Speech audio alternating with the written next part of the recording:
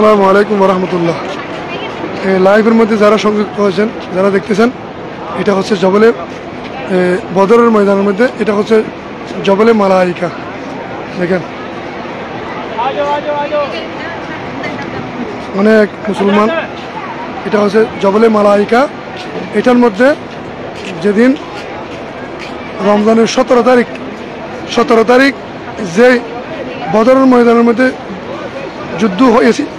যুদ্ধ শুরু হয়েছিলেন, ওই সময়ের মধ্যে আল্লাহর পক্ষ থেকে 1000 মালাইকা সাহাবায়ে কেরামদের সাথে যুক্ত হয়ে বদরের ময়দান যুদ্ধ শেষ হয়েছিল, সংগঠিত হয়েছিল। ওই যুদ্ধের মধ্যে আল্লাহর পক্ষ থেকে রহমতের ফেরেশতা দিয়ে ওই বদরের ময়দানের সমস্ত মুসলমানরা জয় হয়েছিল। আলহামদুলিল্লাহ, আল্লাহ পাকের দরবারে। আপনারা দেখার জন্য আমি দেখেন একটু।